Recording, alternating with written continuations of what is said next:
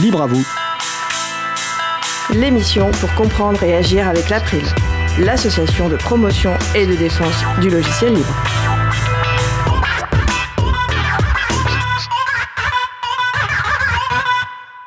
Bonjour à toutes, bonjour à tous dans Libre à vous. C'est le moment que vous avez choisi pour vous offrir 1h30 d'informations et d'échanges sur les libertés informatiques et également de la musique libre. Parcours libriste avec Maude Royer. On va parler de son parcours de développeuse, de logiciels libres et aussi de ses engagements. Ce sera le sujet principal de l'émission du jour. Avec également au programme la chronique de G sur IA partout, justice nulle part. Et en fin d'émission, la chronique de Vincent Calame qui nous parlera d'Ivan Illich. Soyez les bienvenus pour cette nouvelle édition de Libre à vous, l'émission qui vous raconte les libertés informatiques proposée par l'April, l'association de promotion et de défense du logiciel libre. Je suis Frédéric Couchet, le délégué général de l'April. Le site web de l'émission, c'est libreavou.org. Vous pouvez y trouver une page consacrée à l'émission du jour avec tous les liens et références utiles et également les moyens de nous contacter. Nous sommes mardi 17 septembre 2024, nous diffusons en direct, mais vous écoutez peut-être une rediffusion ou un podcast. À la réalisation de l'émission du jour, Julie Chomard. Bonjour Julie. Bonjour Frédéric, bonjour à tous. Nous vous souhaitons une excellente écoute. Cause commune, la voix des possibles, 93.1 FM et en DAB+, en Ile-de-France. Partout dans le monde sur causecommune.fm et sur l'appli Cause Commune. Pour participer à notre conversation, 09 72 51 55 46 et aussi sur causecommune.fm, bouton de chat, salon libre à vous. Nous allons commencer par la chronique Les humeurs de G. G, auteur du blog BD Grisbouille, vous expose son humeur du jour. Des frasques des GAFAM au mode numérique en passant par les dernières lubies anti-internet de notre classe politique, il partage ce qui l'énerve, l'interroge, le surprend, l'enthousiasme, toujours avec humour. L'occasion peut-être derrière les boutades de faire un peu d'éducation populaire au numérique. Alors aujourd'hui, G n'est pas avec nous au studio en direct, il a eu un empêchement, donc ça va être une rediffusion. Le thème du jour, IA partout, justice nulle part, rediffusion d'une chronique diffusée en mai 2024. Salut à toi, public de Libre à vous. Allez, ça y est, là, je crois qu'on y est. Cette fois, l'IA, j'en ai officiellement plein le cul. Ouais, pardon pour le langage, mais fallait que ça sorte. Non, là, je n'en peux plus d'entendre parler d'IA 10 fois par jour. Sérieux, j'en suis presque à regretter la mode des NFT ou même le métavers. Qu'est-ce qu'ils ont tous, là? C'est le printemps, c'est ça? La nature se réveille, les abeilles se replongent dans les fleurs et les start-upers dans la coke? Non, mais il y en a marre. Alors, je connais pas l'avenir, hein. Peut-être qu'on est au début d'une nouvelle ère et que l'IA va devenir aussi omniprésente et incontournable que les ordinateurs ou Internet, et que moi, là, en vieux paumé, je suis peut-être comme Pascal Nègre qui déclarait en 2001 « Internet, on s'en fout, ça marchera jamais ». N'empêche que l'IA, en tout cas celle d'aujourd'hui, l'IA générative, celle qu'on nous vend à longueur de journée, ça ressemble quand même de plus en plus à une très grosse bulle. Tout le monde en parle, tout le monde essaie d'en intégrer partout très vite, et comme ça coûte une blinde, c'est pour l'instant un gouffre à pognon. Quand il va être l'heure de rentabiliser tout ça, à mon avis, ça va faire mal. Tu connais l'histoire, lors de la ruée vers l'or, ce sont surtout les marchands de pelles qui se sont enrichis. Et là, à part Nvidia et ses cartes graphiques, j'ai du mal à piger qui va ressortir gagnant de tout ça. Jusqu'à Google qui, pris de panique, veut sortir très vite une version IA de son moteur de recherche. Alors ça faisait quelques années que les gens remarquaient que les résultats de Google étaient de moins en moins bons, car tellement tournés vers la pub qu'ils en venaient gangrénés par des sites d'e-commerce bidons, reléguant les résultats pertinents mais non lucratifs, bien loin derrière. Eh bien, il y a fort à parier que tu regretteras bientôt ces résultats déjà pas folichons. Google utilise désormais par défaut Gemini, son intelligence artificielle qui, au lieu de te retourner juste une liste de sites, répond directement à ta requête via IA, en assimilant et en recrachant de façon plus ou moins exacte, mais plutôt moins, les informations glanées sur Internet, enfin les informations volées sur Internet, hein. Ah oui, parce que le droit d'auteur, quand c'est pour emmerder ton ado de 14 ans qui a piraté le dernier Taylor Swift, les pouvoirs politiques sont main dans la main avec les multinationales pour te pondre des Adopi et bloquer les domaines comme The Pirate Bay à tour de bras.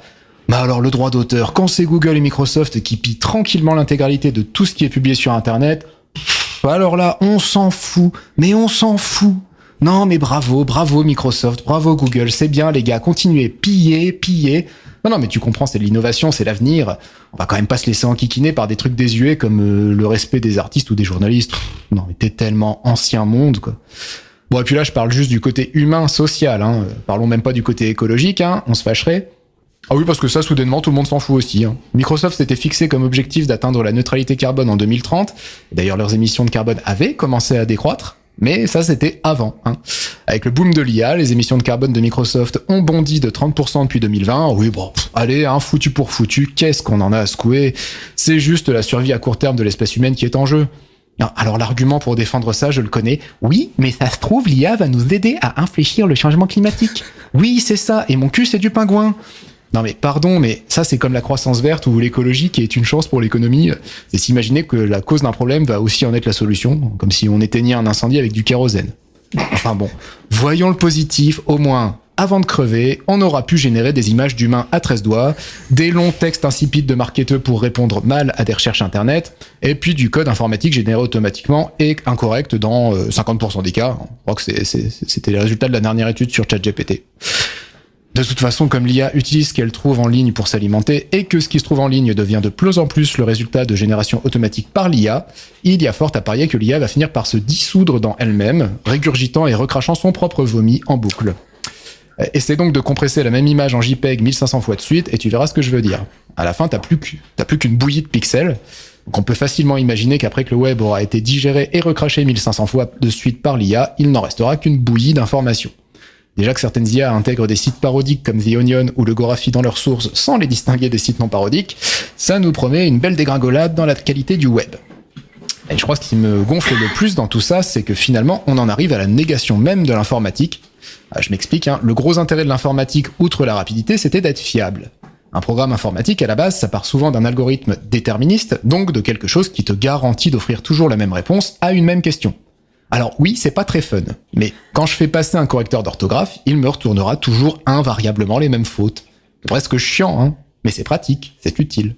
Alors que le principe même des IA génératives qui ont le vent en poupe actuellement, c'est d'imiter l'être humain. Et pour imiter l'être humain, il faut avoir des réponses variées avec son cortège d'erreurs. On a donc maintenant des algos non déterministes, avec des tas de biais intégrés au passage, dont très peu de gens pigent réellement le fonctionnement, qui mâchonnent des quantités délirantes de données pour en déduire des moyennes statistiques à la pertinence très variable, et qui consomment 3 forêts amazoniennes par an, mais ça je l'ai déjà dit. Et on s'interroge avec gourmandise, mais est-ce que l'IA va bientôt dépasser l'être humain ? Question débile à mon sens, car ça fait belle lurette que les ordinateurs ont dépassé l'être humain sur tout un tas d'aspects, et notamment sur la rapidité comme je le disais.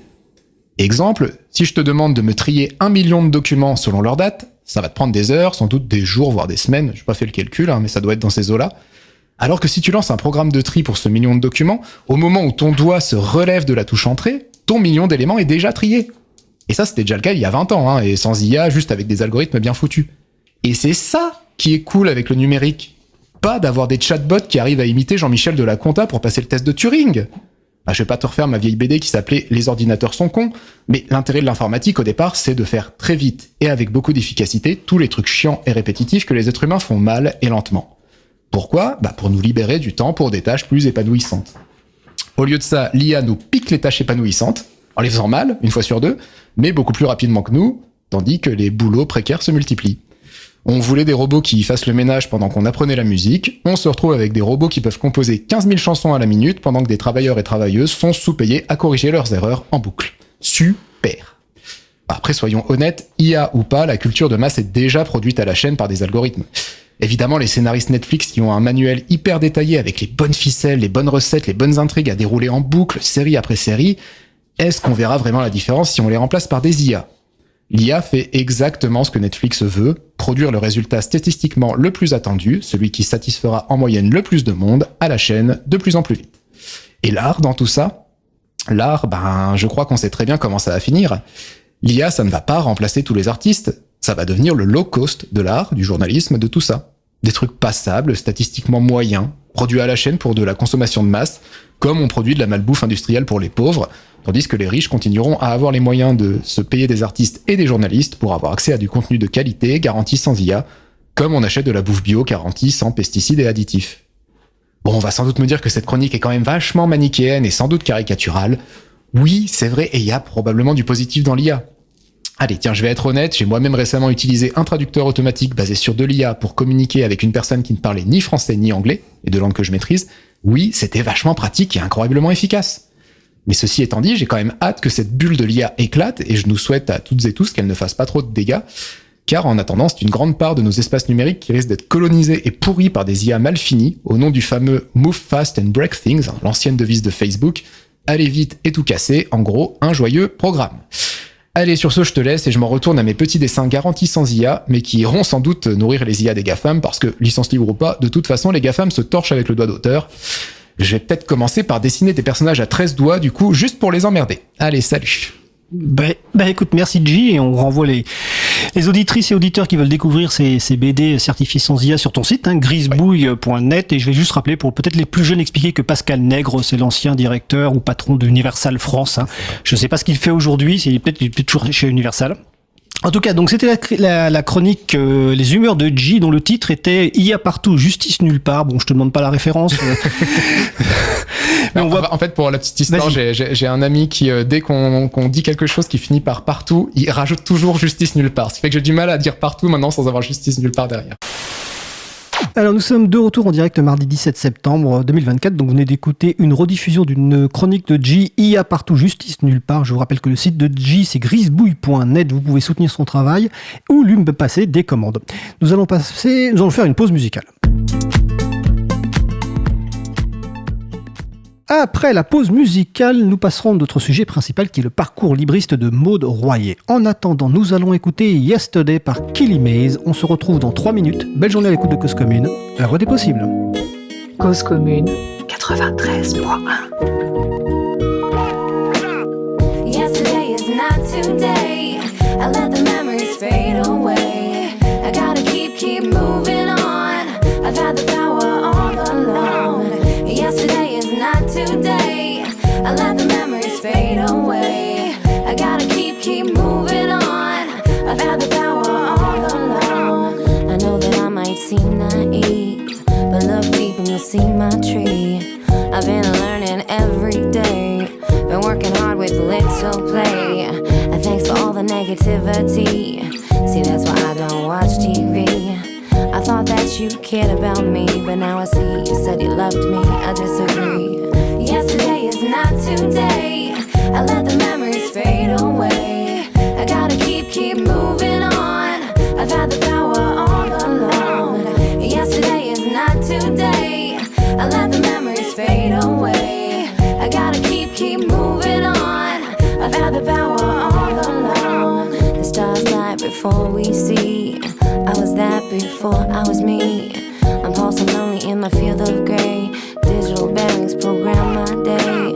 Unfold my mirror, see on through. Discuss it all in terms of you. Bleeding hands reveal my love. I'm seeking all the meanings from above.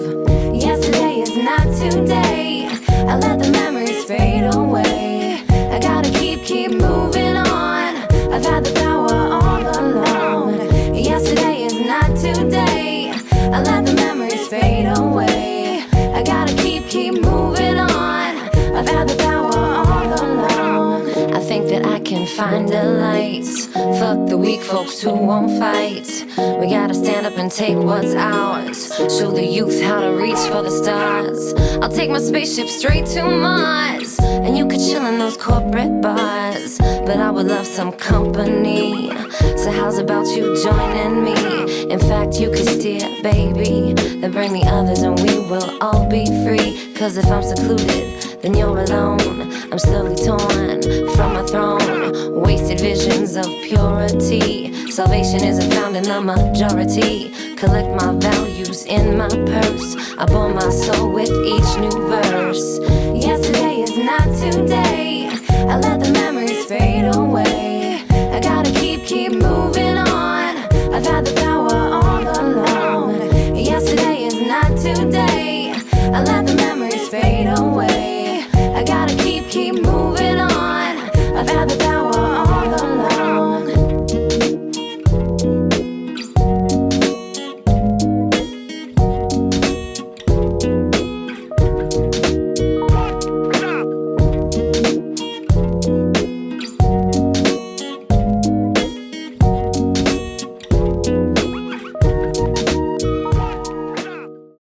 Nous venons d'écouter Yesterday par Killy Maze, disponible sous licence libre Creative Commons Attribution. Retrouvez toutes les musiques diffusées au cours des émissions sur causecommune.fm et sur libreavou.org. Libre à vous, libre à vous, libre à vous. L'émission de l'April sur les libertés informatiques. Chaque mardi de 15h30 à 17h sur Radio Cause Commune, puis en podcast. Nous allons passer à notre sujet principal. Nous allons donc poursuivre par notre sujet principal intitulé Parcours libriste. Alors le parcours libriste, l'idée c'est d'inviter une seule personne pour parler de son parcours personnel et professionnel. Un parcours individuel certes, mais qui va bien sûr être l'occasion de partager messages, suggestions et autres. Notre invité du jour, Maude Royer. Bonjour Maude. Bonjour. Alors, j'ai lu sur ta page web que tu étais... Ah non, avant, n'hésitez pas à participer à notre conversation au 09 72 51 55 46. Et je répète, 09 72 51 55 46. Ou sur le salon web dédié à l'émission, sur le site causecommune.fm, bouton de chat, salon libre à vous. Et je salue les personnes qui sont déjà présentes sur ce salon. Alors, j'allais dire donc que sur son site web, c'est marqué développeuse web et experte en stratégie numérique de mobilisation et de plaidoyer. On reviendra évidemment là-dessus. Mais la question traditionnelle que je pose dans des parcours libristes, l'émission va être consacrée à te présenter, mais j'ai envie de te demander comment toi tu te présentes quand, par exemple, tu vas à une soirée ou quand tu rencontres des personnes et que les gens te demandent qu'est-ce que tu fais dans la vie. Quelle réponse tu fais ?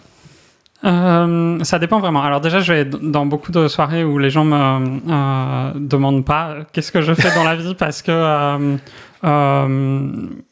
notamment je suis une personne trans et les milieux trans, c'est des milieux où il y a beaucoup de chômage et quand la plupart des gens n'ont pas de travail, c'est pas trop des questions qu'on pose de manière si franche. Mais bon, ça m'arrive aussi d'aller dans des endroits où on me la pose. Généralement, je réponds assez franchement sur ce que je fais en ce moment. Et en ce moment, globalement, je suis freelance, développeuse freelance à mi-temps à peu près pour plusieurs clients, dont l'incubateur des services numériques de l'État, la DINUM, pour qui notamment je développe des logiciels open source depuis quelques années. Donc, je précise que la DINUM, c'est la Direction interministérielle du numérique. Oui, c'est ça, pardon. Et aussi que je travaille à mi-temps en fait pour mon association. Mais ça, je le fais de manière entièrement bénévole, qui est une association féministe et trans qu'on a créée en 2020 avec quelques amis et qui fait du plaidoyer pour les droits des personnes trans et les droits des femmes. Je ne rentre pas forcément dans les détails selon l'interlocuteur que j'ai en face, évidemment, parce que c'est des questions qui suscitent des réactions des fois un peu hostiles ou tout du moins désagréable. Mais voilà, c'est généralement ce que je dis. Et puis des fois, je raconte aussi un peu ce que j'ai fait avant. Et ça, c'est la partie experte en stratégie de mobilisation. Et notamment, j'ai été très longtemps responsable des outils numériques à la France Insoumise, où j'ai construit... en gros, pendant 2 campagnes présidentielles, celle de 2027 et celle de 2022, et où j'ai construit avec une équipe... 2017 et 2022. J'ai dit 2027. Tu anticipes peut-être. Oui, j'anticipe. Non, mais c'est bien 2017 et 2022. Et où j'ai développé plein de choses, mais notamment le réseau social Action Populaire, qui est la plateforme de mobilisation qu'utilisent les militants insoumis pour organiser la vie du mouvement, les groupes d'action locaux, les événements, etc., qui est à la fois un site et une application mobile. D'accord. Et qui est aussi un logiciel libre. Ok, bon, de toute façon, on va en reparler. Tu n'as pas cité le nom de ton association, tu peux la citer. Hein. L'association, c'est Toutes des femmes. Toutes des femmes, voilà. Toutes-des-femmes.fr. Voilà, on reparlera de ce sujet sans doute un petit peu à la fin, parce qu'en plus, tu as une actualité dans la librairie, avec un livre qui sort bientôt, mais on en reparlera à la fin. Donc, on comprend bien, on va surtout axer la discussion sur la partie développeuse, logiciel libre, et l'intérêt le parcours libre, ce principe, c'est un peu de comprendre qu'est-ce qui t'a amené là, comment tu as découvert l'informatique, le logiciel libre. Donc, question un petit peu traditionnelle, à quel moment dans ta vie tu as découvert l'informatique et ou le logiciel libre, je ne sais pas comment ça s'est fait, mais tu as commencé à t'intéresser à ces sujets-là. C'était vers quel âge, dans quel contexte ? Assez jeune, j'étais au collège. 5e, 4e, on a 12-13 ans, je crois, en 5e, 4e. Je suis de décembre en plus, donc... mes amis jouaient beaucoup aux jeux vidéo. Moi, j'avais pas l'argent pour payer l'abonnement à World of Warcraft à l'époque. Et donc, je passais beaucoup de temps sur l'ordinateur en conversation avec eux, mais avec rien d'autre à faire, pour le coup, de mes mains. Puisque on avait un ordi qui ne permettait pas de faire tourner les derniers jeux, etc. Chez vous, il y avait l'ordi de ma mère. Voilà, c'est l'ordi. Il y avait Voilà. l'ordi Tu n'avais ma pas mère. ton ordi à toi. Et enfin, en tout cas, au début. Ouais. Et je pense que j'ai commencé à cette période un peu aussi pour passer le temps. Bidouiller un peu. Alors, je saurais pas exactement dire comment ça a commencé, j'ai pas le souvenir du détail, mais très vite, j'ai terminé sur ce qui, je pense, est le cas de beaucoup de personnes de ma génération, sur ce qui était le site du zéro à l'époque. Ouais. Et j'ai appris un peu le développement web. Est-ce que tu peux juste préciser ce que c'est que le site du C'est zéro? un site qui était juste un site de ressources plein de tutoriels pour apprendre à développer. Alors, je crois que j'ai commencé par le langage de programmation C, que je n'utilise plus du tout aujourd'hui, évidemment. T'as pas choisi le plus simple, hein. Mais parce que c'était le tutoriel qui était en haut du site. Et puis après, j'ai fait des langages de programmation plus pour le web. J'ai fait du HTML, du CSS, du JavaScript. Et avec très tôt l'idée de je vais faire un site internet, ça va me permettre de gagner de l'argent et je pourrais payer mon abonnement à World of Warcraft. Vraiment, il y avait très tôt cette idée-là.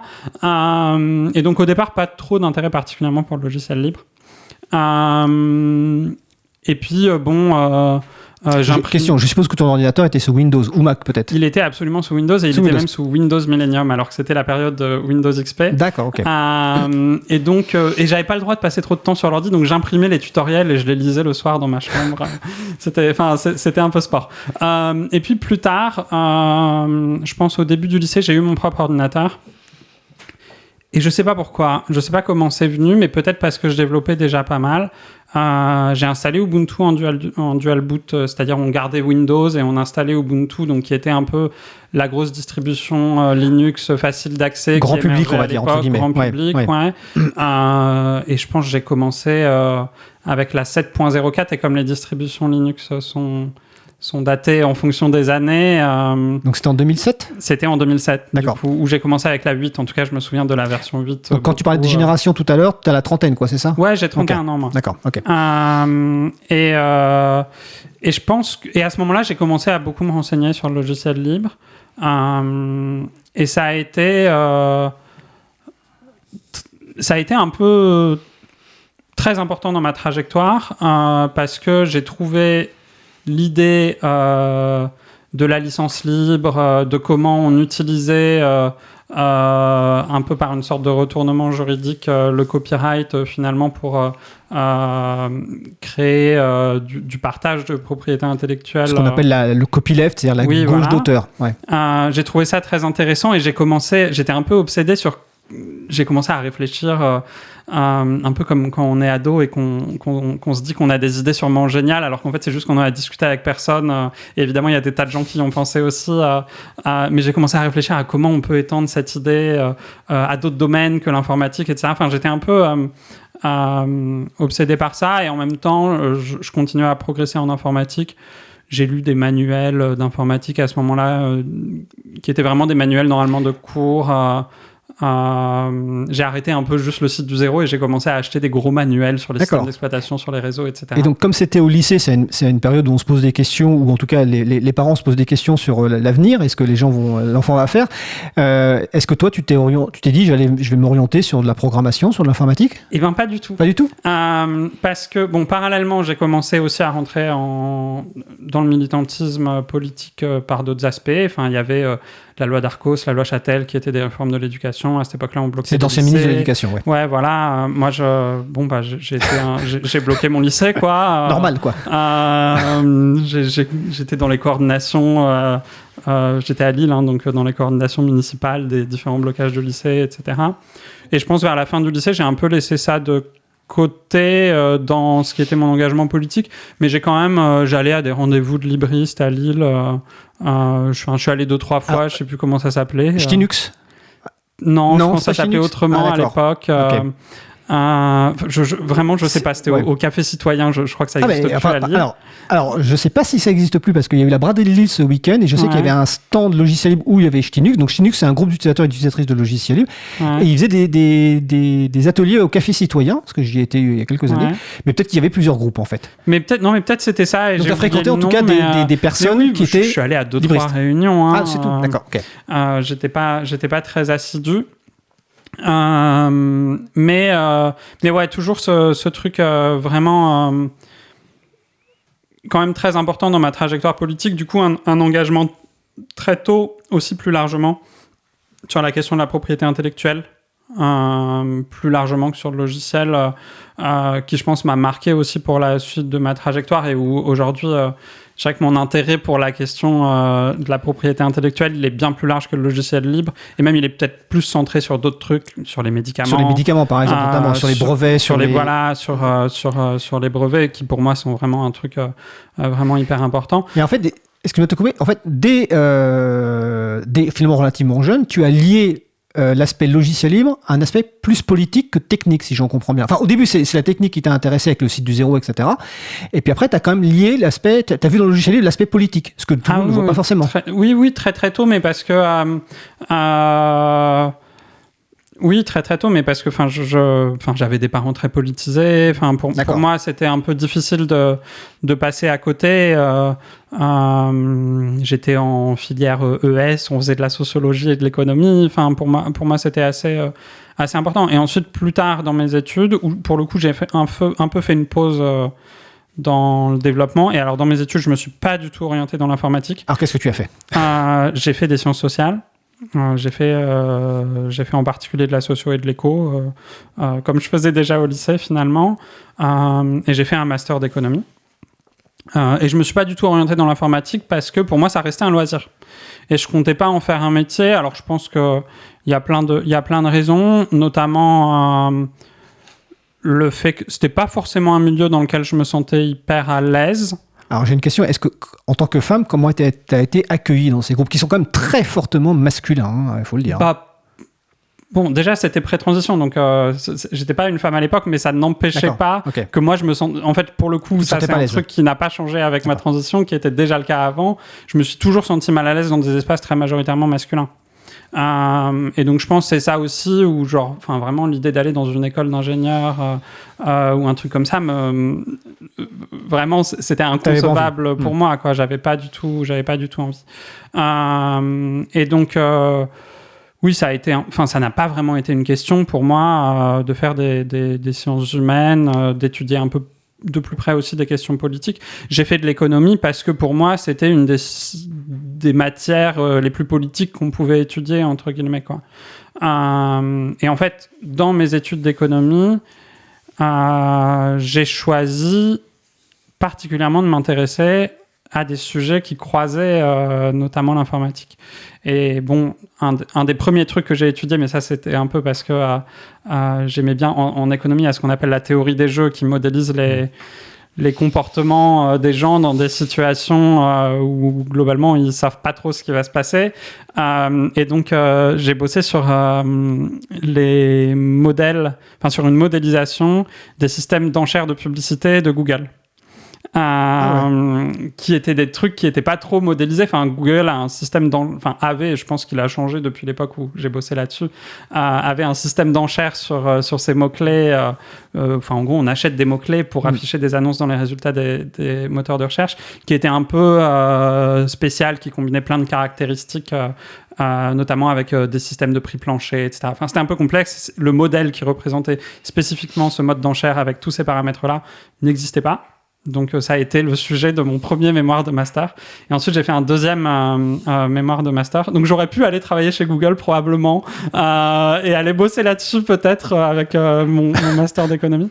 Mais du coup, ensuite, dans mon deuxième master, j'ai travaillé pour le coup vraiment sur le logiciel libre, et j'étais dans un master avec des économistes plus de gauche, mon deuxième master que mon premier.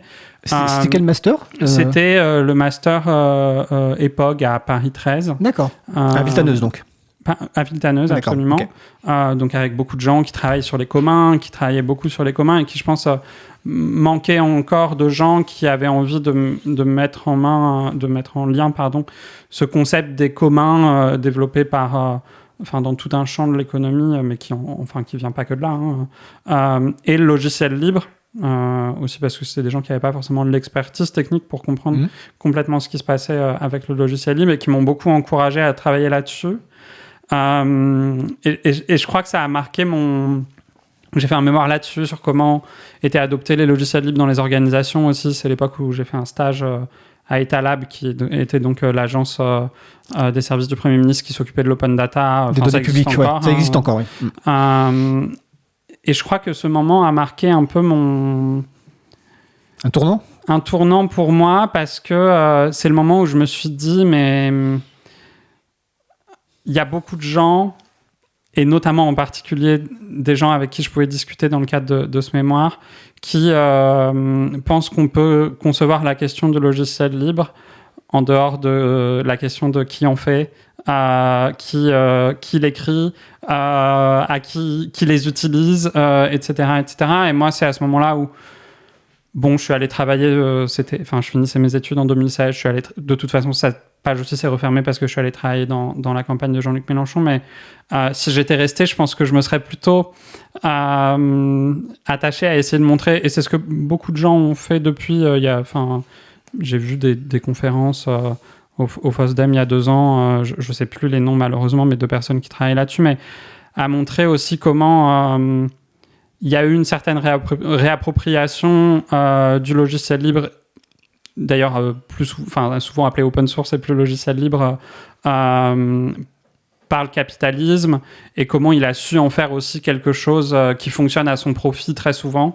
Et je pense, j'ai pris beaucoup de recul à cette époque-là, et du coup j'ai décentré la question du logiciel libre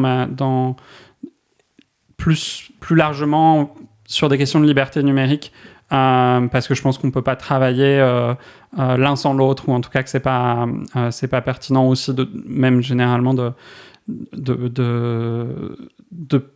penser la question du logiciel libre sans penser la question du capitalisme et de comment le capitalisme concentre aussi ses moyens de production, sa propriété, etc. Voilà, je peux détailler mais si tu veux, éventuellement, mais oui. En gros, moi, le truc vraiment dont je me suis un peu rendu compte à l'époque, mais en fait, l'open source, comme ils l'appellent, c'est aussi un moyen pour les GAFAM en particulier, mais aussi des entreprises de taille intermédiaire, de mettre en commun de la R&D, de la recherche et développement.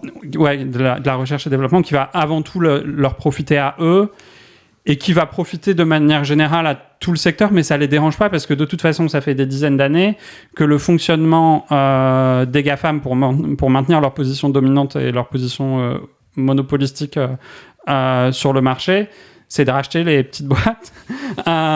Et donc, ils sont très contents si, entre guillemets, il y a une barrière à l'entrée qui facilite l'innovation. C'est une forme de subvention à l'innovation par les plus gros, dont ils savent que cette innovation par les petits va au final en fait leur profiter, parce qu'ils vont les racheter et qu'ils vont les intégrer à leur monopole. Et ouais, c'est ce truc de... J'avais fait des stats sur... mais enfin, on le savait déjà à l'époque, mais j'avais fait des stats sur les commits du noyau Linux. Sur les modifications faites sur le noyau Linux. Voilà. Ouais, et 90% sont des salariés de boîtes très importantes du secteur, en fait.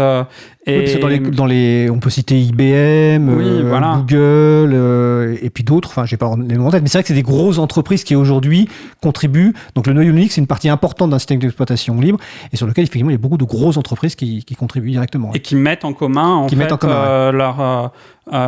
leur coût de développement, quoi. Et en fait, elles y gagnent beaucoup à cette mise en commun.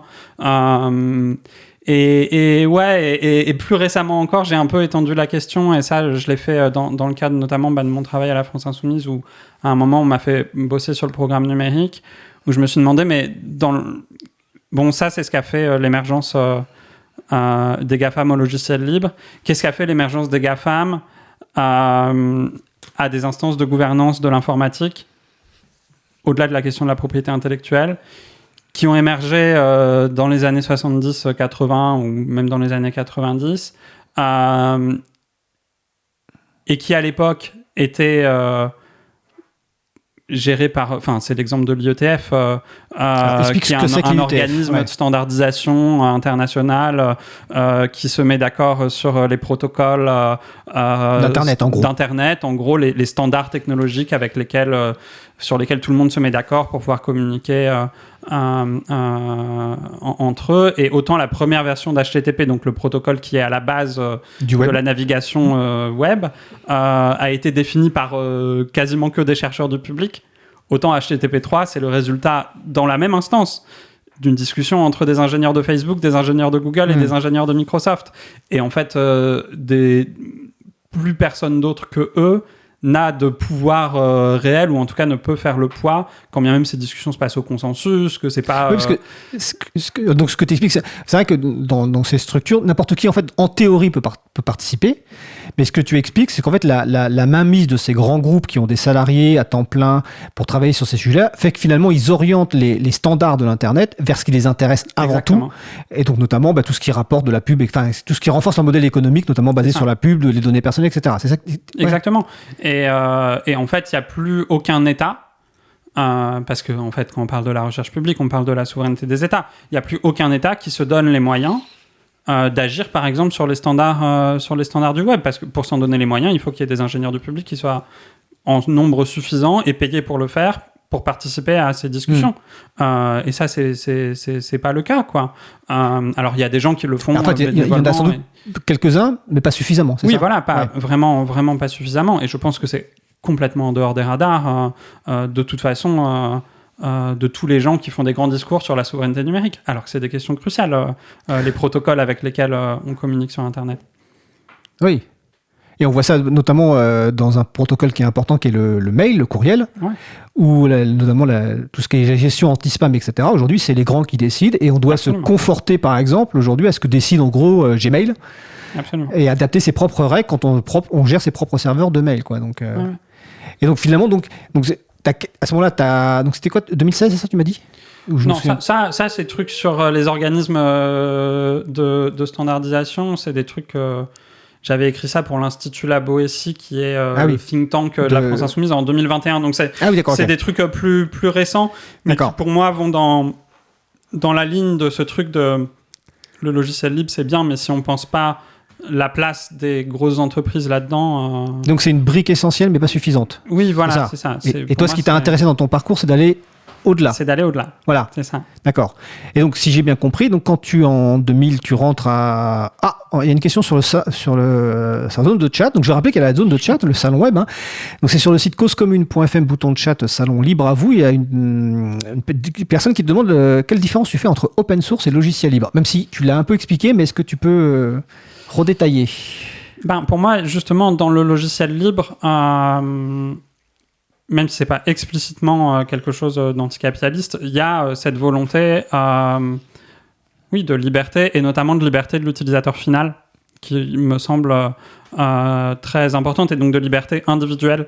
Alors que c'est vraiment une différence personnelle. Hein. Je pense des tas de gens. C'est ton interview, c'est ton parcours libriste. Alors que pour moi, dans l'open source, il y a vraiment cette idée on met en commun la propriété intellectuelle, mais donc qui est vraiment une approche économique, quoi. Utilitaire même, quasiment. Et utilitaire, ouais. Et pas du tout de question de liberté individuelle. Enfin, ça me paraît absent de la réflexion dans l'open source, quoi. Et donc en fait, c'est souvent les mêmes logiciels qui sont derrière, c'est souvent des licences comparables, mais la philosophie, l'objectif ne sont pas les mêmes, tout simplement. Exactement. Et toi, ce qui t'intéresse plus, c'est vraiment la partie logiciel libre, parce que comme tu dis, tu mets au centre la personne utilisatrice de l'informatique. C'est ça. Voilà. Là où les GAFAM et compagnie qui utilisent de l'open source vont l'utiliser pour d'autres fins. Oui, clairement.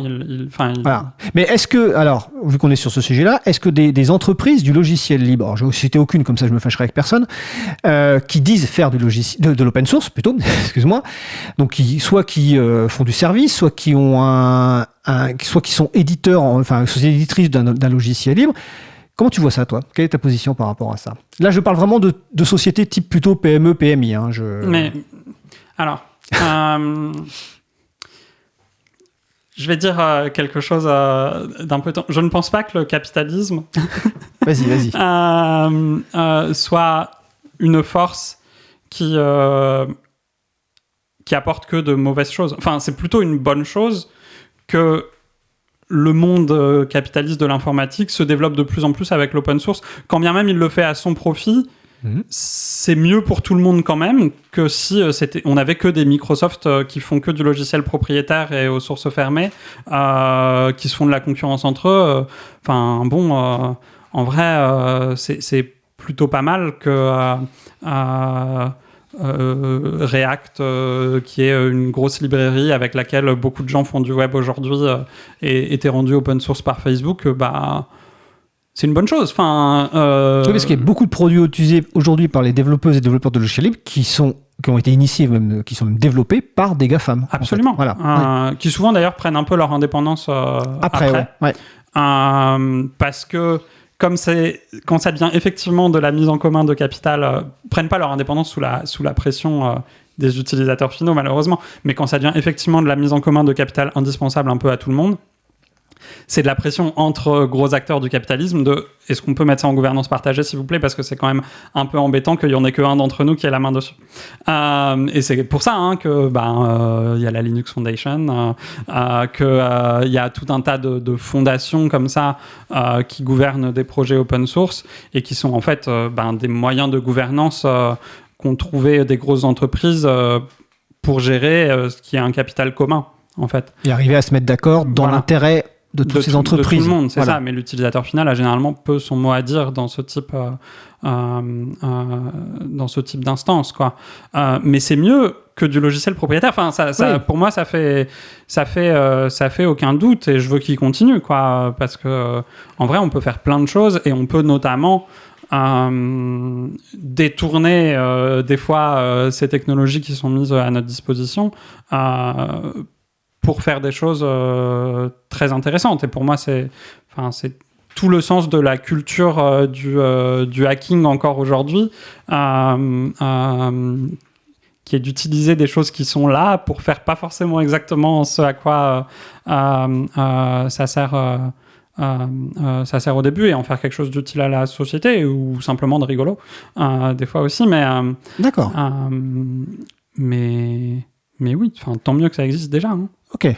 Écoute, je propose qu'on fasse une pause musicale, une petite respiration. Comme ça, après, on va parler justement du hacking et puis aussi ce que tu as fait toi en utilisant ces outils et les outils aussi que tu as développés. Alors, on va faire une pause musicale. Nous allons écouter Burn the Whole Thing Down par Moma Swift. On se retrouve dans 3 minutes. Belle journée à l'écoute de Cause Commune. La voix des possibles. Cause Commune 93.1.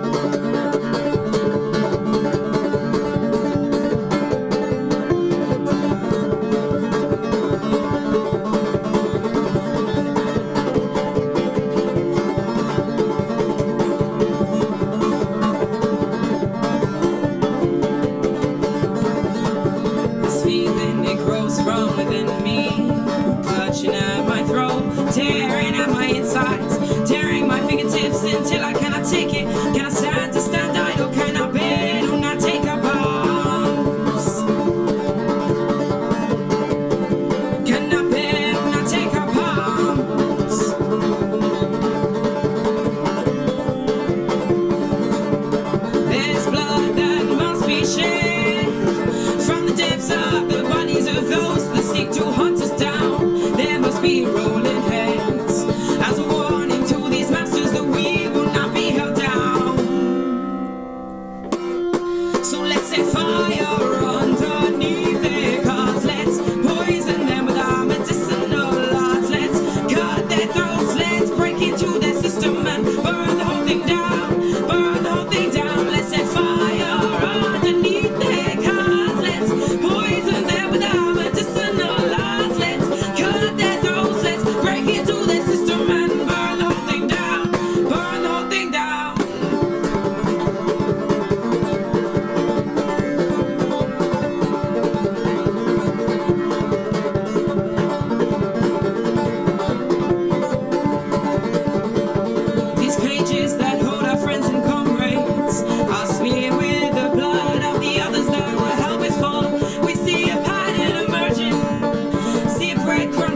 leading many through the prison doors. Leading many through the prison doors. So let's set fire underneath their cars. Let's poison them with our medicinal laws. Let's cut their throats. Let's break into the system and burn the whole thing down. Burn the whole thing down. Let's set fire underneath their cars. Let's poison them with our medicinal laws. Let's cut their throats. Let's break into the system and burn the whole thing down. Burn the whole thing down. Okay, I'll burn it down. Alors, nous venons d'écouter Burn the Whole Thing Down, excusez-moi, disponible sous par Moma Swift, disponible sous licence libre Creative Commons Attribution. La traduction, c'est on brûle tout, visiblement, dans cette chanson. Hein. Je vous encourage à écouter les paroles, en tout cas. Je pense que ça a dû plaire à Maud. Nous allons pas de jingle, non. J'allais faire une erreur, excuse-moi, Julie. Nous allons poursuivre notre discussion, toujours avec Maud Royer, donc, qui est développeuse web, experte en stratégie numérique de mobilisation et de plaidoyer. D'ailleurs, on va attaquer bientôt la mobilisation et le plaidoyer, parce qu'on va expliquer ce que c'est. Mais juste avant, on a eu une question donc, sur le salon web par rapport à ce que tu expliquais juste avant la pause musicale. Et la question, est-ce que Maud publie sur papier ou sur le web, où pourrait-on lire toutes ces idées et travaux que tu développes? Est-ce que tu as publié donc? Je crois que l'article sur les instances de gouvernance et notamment de standardisation du web, il est plus disponible sur le site de l'Institut Labo ici qui a été refait et les gens n'étaient pas au courant que les bonnes URL sont les URL qui ne bougent jamais. Ou alors qu'il y a des redirections. Voilà, et donc il est disponible sur mon site perso, maudroyer.fr. Je sais plus quel est le titre, mais on mettra le lien dans la page de l'émission. On le trouvera. Le mémoire, pour le coup, que j'ai fait en M2, non, n'est pas disponible, n'est pas publié et ne le sera jamais. Et voilà, sinon j'écris de temps en temps des articles sur mon site perso. Et bon, il y a mon livre qui paraît le 9 octobre sur la transphobie en France ces dernières années, mais ça n'a rien à voir avec ce dont on a parlé jusqu'à présent. Ça n'a rien à voir, mais autant l'annoncer tout de suite, parce que des fois on oublie, on se dit des choses évidentes. Donc c'est le lobby transphobe chez Textuel, et ça paraît le 9 octobre. Le 9 octobre, c'est voilà, ça. Exactement. Et donc, présente-le en une phrase ou deux. C'est un livre qui revient sur ce qui en France depuis début 2020 est une sorte de résurgence des discours transphobes comme on n'en avait pas connu depuis longtemps, et en particulier leur pénétration importante dans le champ médiatique et politique, notamment à la droite et l'extrême droite, qui a été très progressif, qui a commencé en 2020 par quelques personnes, puis en 2021 CNews, Éric Zemmour et Valeurs Actuelles s'y sont mis, puis en 2023 on a eu les premières propositions de loi voulant enlever des droits aux personnes trans, là, il y a quelques mois avant la dissolution. Et donc, c'est un peu un retour sur tout ça, comment ça s'est organisé et comment les personnes trans et leurs alliés peuvent y répondre aussi politiquement. Ça n'est absolument pas un bouquin qui explique ce qu'est la transidentité et qui va vous expliquer ce qu'est la transidentité si vous n'y connaissez rien. Il y a plein d'autres bouquins qui le font très bien, ça n'est pas l'objet. Voilà, c'est vraiment un bouquin sur un combat politique important que je mène parce que je suis concerné au premier chef, mais aussi important pour des milliers de personnes. Et notamment à travers ton association Toutes des femmes. Voilà, Toutes-des-femmes.fr. Toutes-des-femmes.fr, dont tu es la présidente, si je me souviens bien. Absolument. Ok. Donc ça sort le 9 octobre, et si vous voulez le commander, il y a une librairie parisienne qui s'appelle À Livre Ouvert, qui est une librairie très sympathique dans le 11e, où vous pouvez le commander, vous demandez Magali. Par ailleurs, elle est présidente de l'April aussi, donc elle est multitâche elle aussi. En tout cas, multi-activité plutôt que multitâche. Juste avant la pause, tu parlais de choses, de l'intérêt de faire des choses, de l'importance du hacking et de faire des choses rigolotes aussi. Oui. Alors, déjà, est-ce que tu peux nous expliquer ce qu'est le hacking? Quel est ton... Pour moi, c'est je vais vraiment dire un peu la réponse. La bonne réponse, c'est en français, ça veut dire bidouiller. Mais oui, c'est vraiment ça. Moi, j'ai appris en bidouillant. J'ai appris quand même parce que le logiciel libre existe. J'aurais pas pu apprendre l'informatique sans le logiciel libre, puisque je ne suis jamais allé à l'école d'informatique. Et que au départ, j'ai même pas commencé par des technologies web qui sont un peu par essence open source, quand bien même elles le sont pas juridiquement, puisque c'est pas du code compilé, donc on y a toujours un peu accès. Mais moi, j'ai appris après le C, j'ai eu une grosse période où j'ai fait un langage de programmation dont je ne sais pas s'il est encore très vivant aujourd'hui, mais qui était le Vala. Une tentative du projet GNOME de construire un langage de programmation autour de la librairie. Vraiment, ça va être très court. Après, je reviens à des choses compréhensibles par tout le monde. Mais une tentative du projet GNOME de construire un langage orienté objet autour de GObject. Et qui donc compilait un langage qui ressemblait un peu à du C++ vers du C, qui ensuite devait être compilé derrière. D'accord. C'est l'occasion de préciser qu'en fait, dans l'informatique, il y a beaucoup de langages de programmation, tout simplement. Il y a C, Vala, etc. Voilà. Et par contre, partie logiciel libre, est-ce que c'est le fait qu'on ait accès au code source? Par exemple, tu as pu lire du code source et que ça t'a appris des choses ou pas du tout? Ouais, puis c'est la culture de la documentation aussi qu'il y a dans le logiciel libre.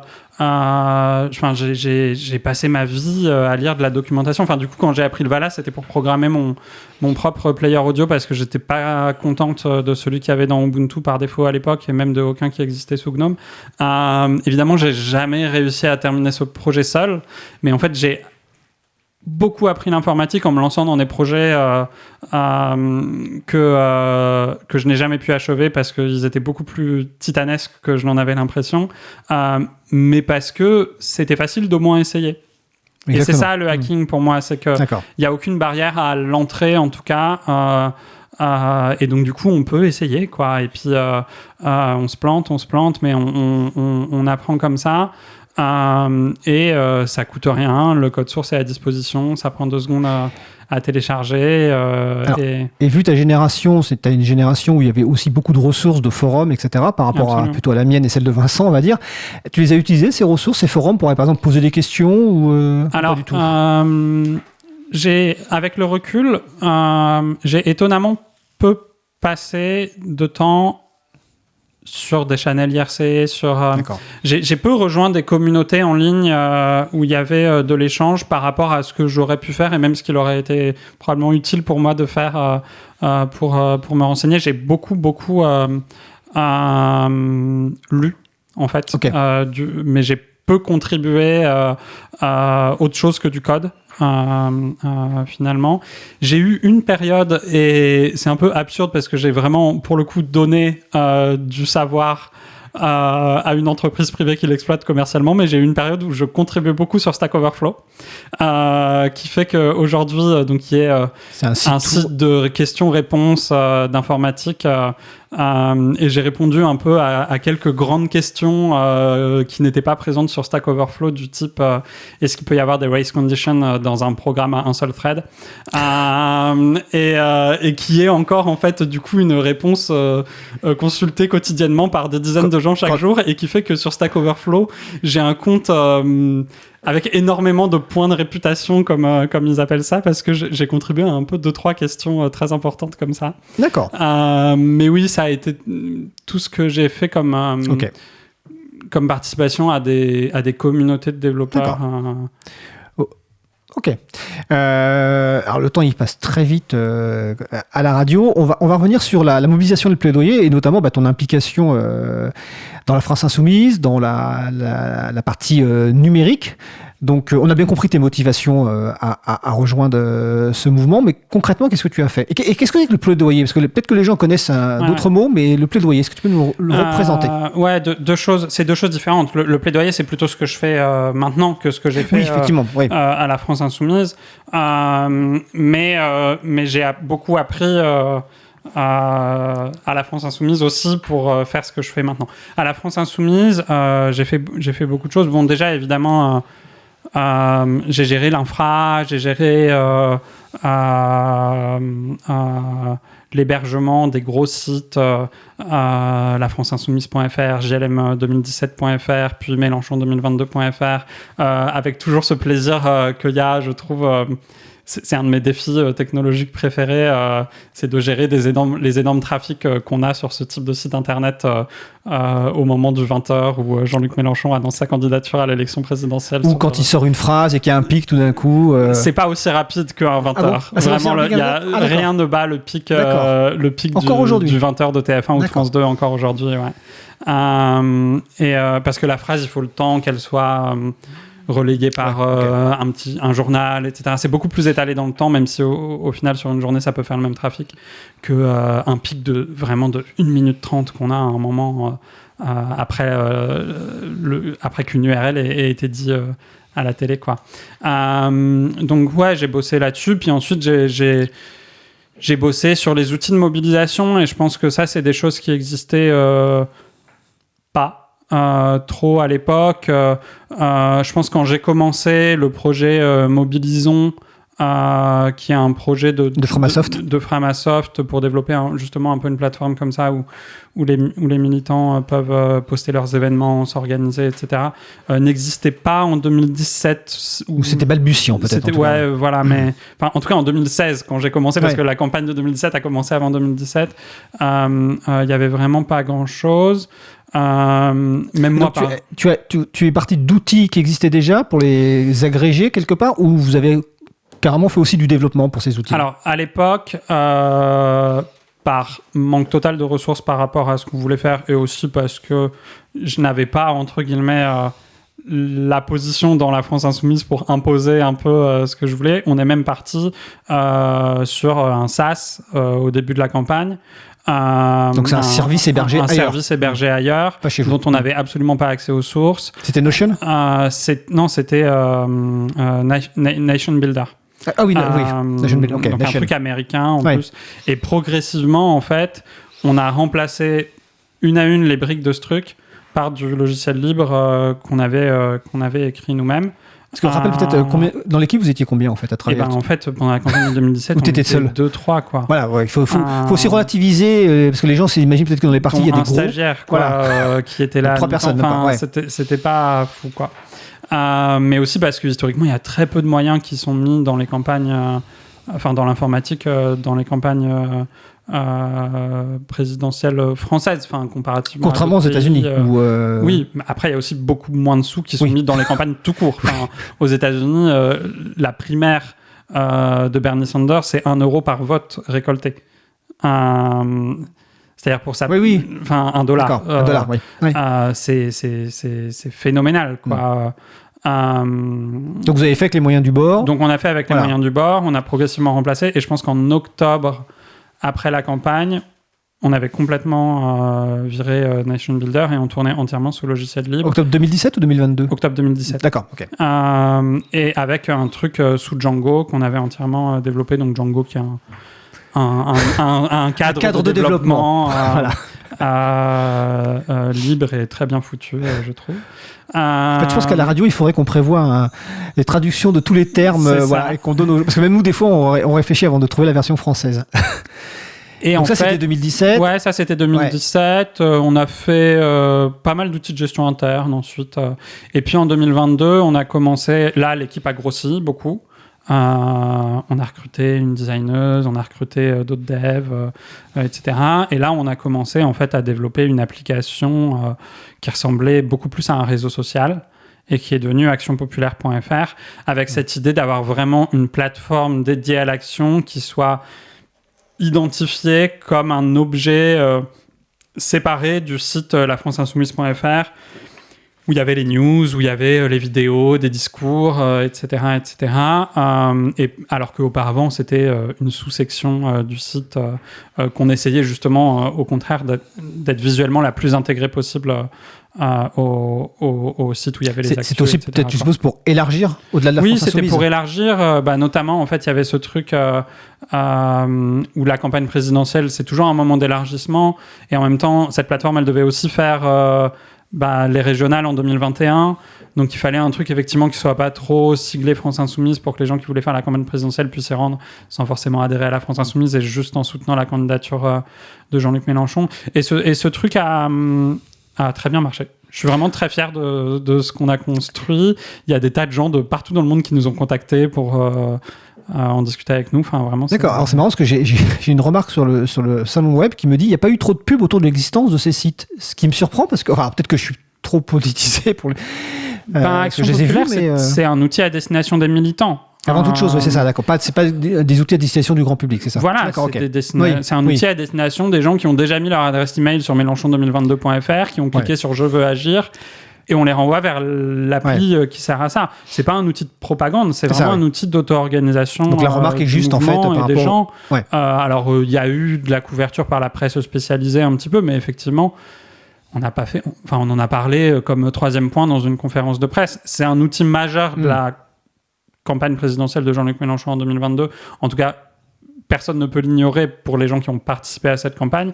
Mais pour les gens qui ont vu ça de l'extérieur, effectivement, c'est complètement possible d'être passé à côté. C'était pas le but d'en faire la pub. Même si dans des milieux très spécialisés, ça a pu nous aider, je pense. Je me souviens des gens sur Twitch qui comparaient les codes sources des différentes applications des candidats et qui disaient c'est celui de la France Insoumise qui est le mieux écrit, et j'étais très fier. Il y a aussi l'aspect, effectivement, que dans les programmes de certains partis, dont la France Insoumise, les Verts, les écolos, enfin les communistes et autres, il y avait un engagement logiciel libre et qu'une tradition, c'est de vérifier un petit peu dans les axes ce qui se passait. Et donc, effectivement, peut-être que dans les années précédentes, c'était utilisé, comme tu disais, des sites extérieurs. Et que là, finalement, en 2022, il y avait la mise en pratique de l'appositionnement par rapport aux actes avec du recours au logiciel libre. Voilà, et aussi l'absence sans doute de trackers type Facebook, Google et compagnie, quoi. Oui, voilà, Matomo. Remplacer Matomo, qui est un outil libre d'analyse de site web. Enfin, utiliser Matomo à la place, effectivement, de Google Analytics. Ouais. Alors, le temps passe super vite, il ne nous reste même pas une dizaine de minutes et j'aimerais finir.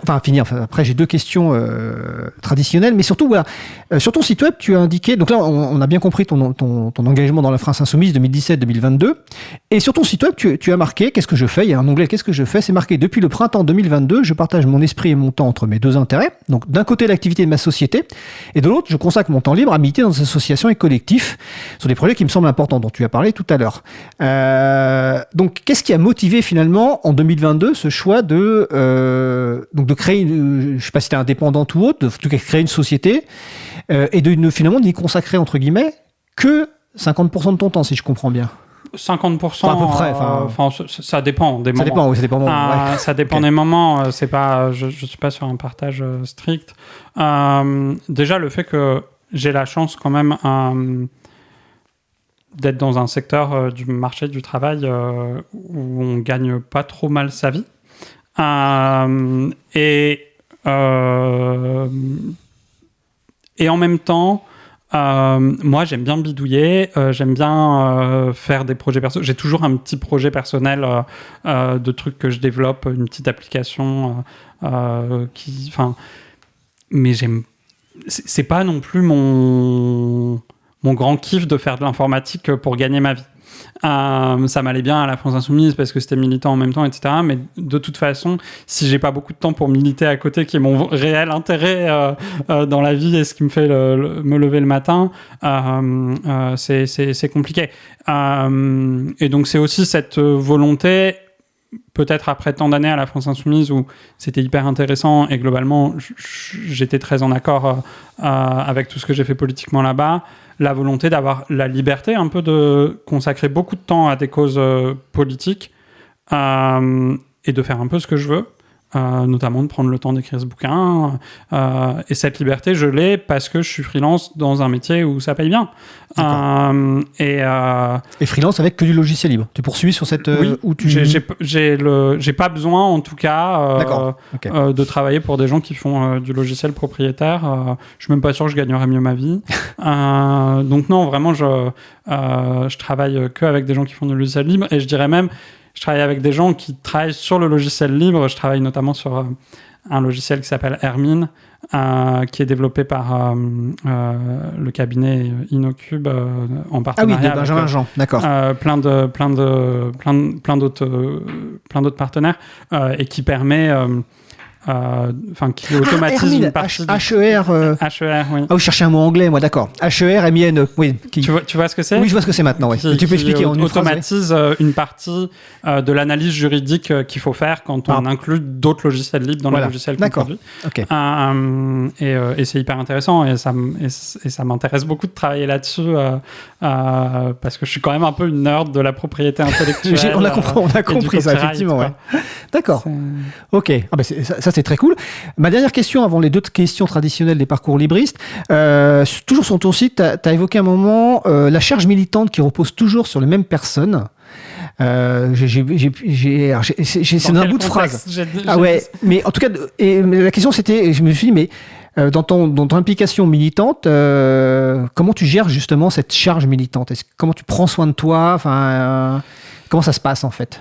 C'est pas toujours facile. Ce que je fais par exemple à Toutes des femmes et le choix que j'ai fait depuis que je suis présidente d'y consacrer vraiment beaucoup de temps, choix que je ne pourrais pas faire si par ailleurs si j'avais pas cette activité freelance dans laquelle je suis assez souple avec mon emploi du temps. Ce que je fais à Toutes des femmes, je le fais parce que je sais que c'est pas pour toujours. Je sais que je suis en train de donner du temps à une association qui est aussi en train de se construire, de se développer. On a 5 fois plus d'adhérentes qu'il y a 1 an et demi, par exemple. Et bon, mon souhait, c'est qu'un jour, cette association, elle fonctionne sans que moi, j'ai besoin particulièrement d'y consacrer du temps, parce que j'aurais aidé à l'organiser, à la structurer avec toutes les autres cofondatrices. Mais moi, je conçois beaucoup de mes engagements comme des projets de construction plutôt que de l'investissement de fonctionnement, entre guillemets. Et c'est ça qui, je pense, me donne envie de continuer, de dire que même si j'arrête, il en restera quelque chose parce que d'autres gens en feront quelque chose. Et ouais, je crois que c'est ça qui me fait lever le matin. Mais des fois, on a aussi ce truc, du coup, si effectivement c'est ça l'intérêt, effectivement, il faut réussir à construire quelque chose. Et ça, c'est là où ça devient stressant et angoissant. Je sais pas trop comment je le gère. J'ai des périodes où je suis très stressé, comme tout le monde, je crois. D'accord. Ok. Alors les deux questions traditionnelles. Alors celle-là est un peu particulière parce que c'est un parcours libriste. On demande aux personnes qu'on invite de résumer, si possible en moins de 2 minutes, les principaux messages qu'elles voulaient faire passer. Donc toi, qu'est-ce que tu dirais? Ou est-ce que tu as envie de rajouter quelque chose? Non, peut-être. Je ne sais pas qui nous écoute, mais j'ai envie de dire. Si vous êtes déjà convaincu par le logiciel libre, mais que vous n'y voyez que l'aspect liberté individuelle, allez plus loin et creusez la question de la propriété intellectuelle en général, notamment de la propriété intellectuelle sur la recherche, les brevets, les médicaments, les technologies de santé, vraiment, moi je suis très proche aussi des luttes historiques, par exemple du VIH, et l'histoire d'ACT UP, l'histoire de AIDS et de tous les gens qui ont lutté contre le VIH, c'est une histoire qui ressemble étonnamment à celle du logiciel libre. C'est des gens qui ont lutté contre la mainmise de gens sur des résultats de recherche qui devraient appartenir à tout le monde. Donc creusez là-dessus, je pense que ça va vous intéresser. Je te laisse juste une petite incise. Il y a une vingtaine d'années, quand la notion des brevets sur l'échelle arrivait, on a fait pas mal d'actions avec ACT UP à l'époque où Emmanuelle Cos était la présidente, parce qu'effectivement il y avait une convergence. Il y a une grosse convergence sur ces luttes-là. Voilà, donc c'est un peu le message que j'ai envie de faire passer là. La propriété intellectuelle, c'est globalement pas ouf. Et dernière question, est-ce que tu aurais 1 ou 2 conseils de lecture, de podcast ou autre, qui soient en rapport avec toi, avec le libre ou avec autre chose? Quelque chose qui va, fais-toi plaisir ou quelque chose qui peut faire du bien aux gens. On a déjà pas mal parlé du livre, donc je comptais le dire comme un des deux. Ouais. Donc voilà, Le Lobby Transphobe, le 9 octobre, aux éditions textuelles.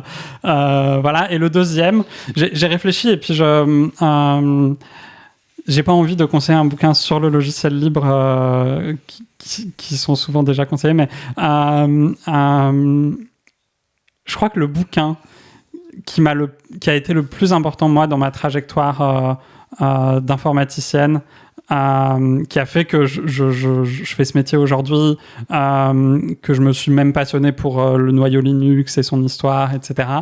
Ça a été Systèmes d'exploitation d'Andrew Tannenbaum, qui est un énorme manuel sur comment fonctionnent les systèmes d'exploitation et que j'ai lu peut-être un peu trop jeune pour comprendre tout ce qu'il y avait dedans.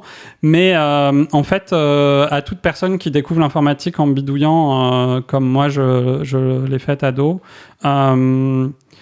et qui n'apprend... Moi, j'ai principalement appris en essayant de faire.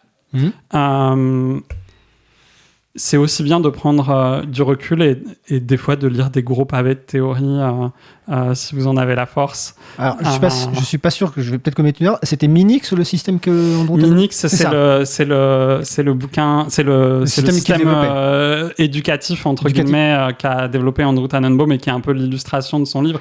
Et ce qui est très drôle, c'est qu'Andrew Tannenbaum, donc qui est un éminent professeur dont Linus Torvalds, le créateur du noyau Linux, a été un des étudiants.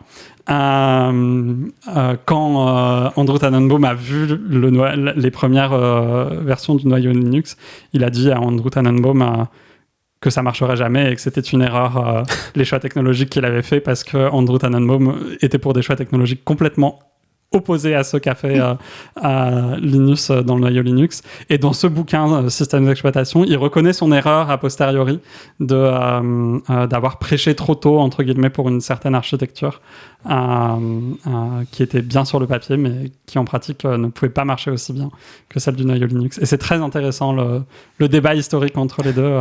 J'ai beaucoup appris de choses. Ok, on mettra toutes les références dans la page consacrée à l'émission juste après, sur libravou.org/218, parce que c'est la 218e émission. Écoute, merci Maud, c'était un plaisir de t'avoir. Je vais rappeler ton site web, donc maudroyer.fr. Et écoute, passe une belle fin de journée, puis on va faire une pause musicale. Alors, après la pause musicale, nous écouterons la première chronique de Vincent Calam sur son nouveau thème, la convivialité d'Ivan Illich. Et en attendant, nous allons écouter El Jefe par San Blas Posse. On se retrouve dans 3 minutes. Belle journée à l'écoute de Cause Commune, la voix des possibles. Cause Commune 93.1.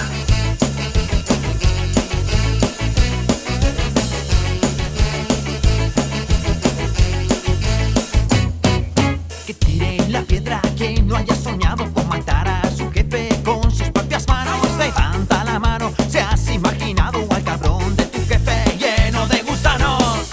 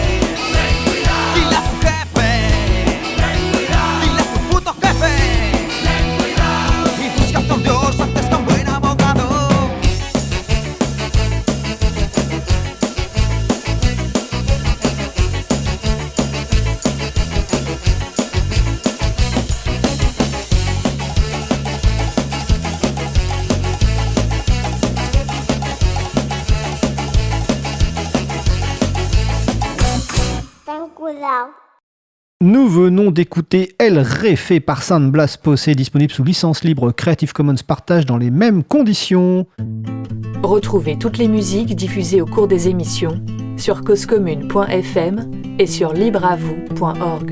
Libre à vous, libre à vous, libre à vous. L'émission de l'April sur les libertés informatiques. Chaque mardi de 15h30 à 17h sur Radio Cause Commune, puis en podcast. Nous allons passer au sujet suivant.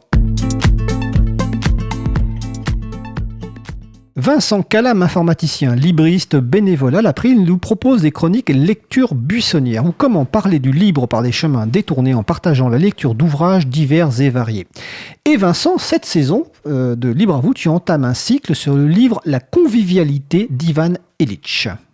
Oui, tout à fait. Alors, pour celles et ceux qui nous écoutent, on va pas faire un virage à 180 degrés avec tout ce qu'a dit Maud, qui nous a beaucoup parlé du lien en logiciel libre et politique. Donc, on va un peu continuer sur ce thème-là. Et effectivement, je me suis proposé pour cette nouvelle saison de Libre à vous de faire un peu dans le lourd et de nous attaquer à un morceau de choix, à savoir les travaux d'Ivan Illich et puis donc comme tu l'as dit, plus particulièrement son ouvrage La convivialité. Alors, qui est cet Ivan Illich ? Première question. D'où sort-il, d'où me vient cette idée d'en parler ? Et bien sûr, quel est le rapport avec le logiciel libre ? Donc voilà, c'est une série de questions que vous posez sûrement et auxquelles je vais commencer à répondre dans ma chronique d'aujourd'hui. Alors, comme vous pouvez vous en douter, le sujet est vaste et une seule séance ne suffira pas. Donc, attendez-vous à ce que je vous parle d'Ivan Illich, plusieurs chroniques d'affilée. Alors, tout d'abord, je dois préciser que c'est pas la première fois que j'en parle.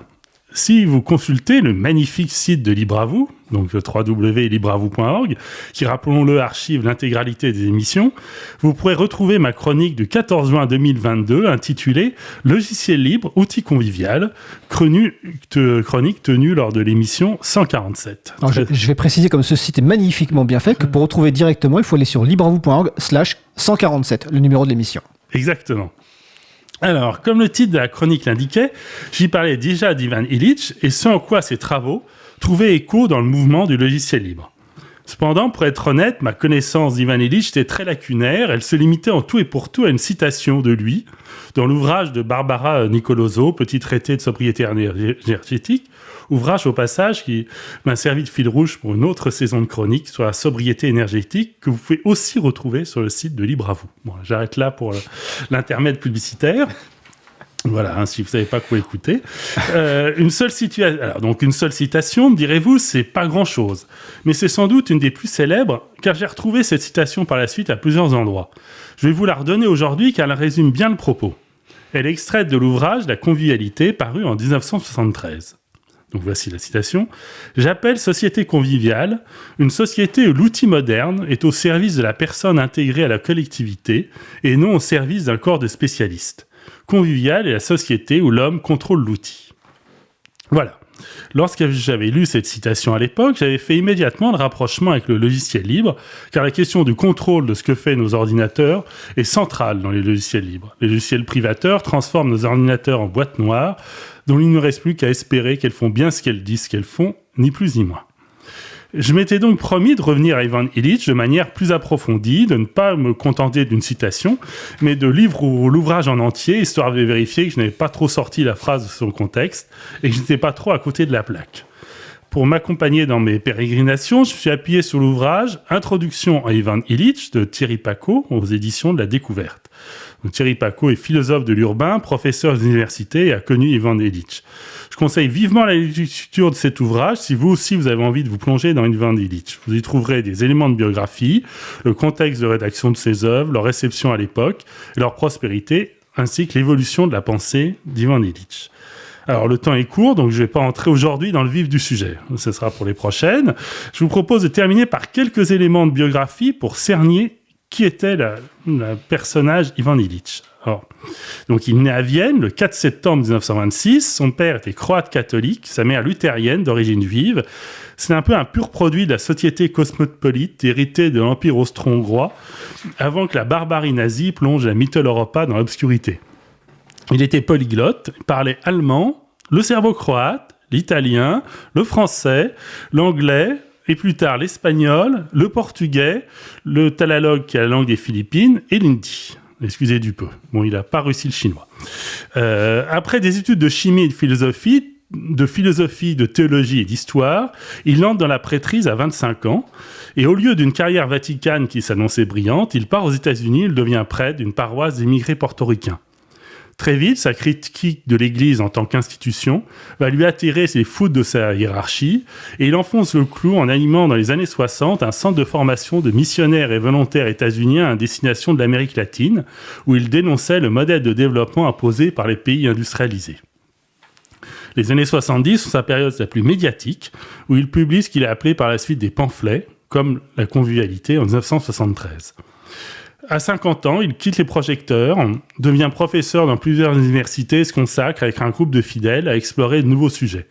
On distingue d'ailleurs dans sa bibliographie les deux périodes et on parle même de deux Illich.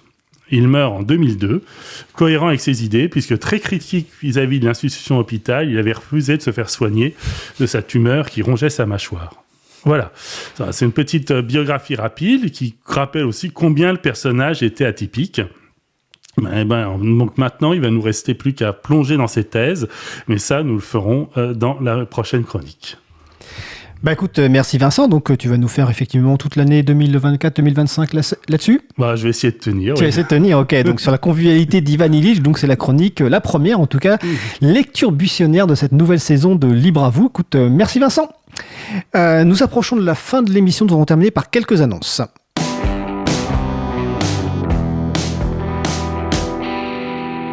Alors, en ce moment, il y a pas mal d'activités libristes. Vous pouvez par exemple découvrir la cartographie collaborative libre OpenStreetMap. Des animations sont en effet prévues le samedi 21 septembre à Nantes et c'est proposé par OpenStreetMap Nantes.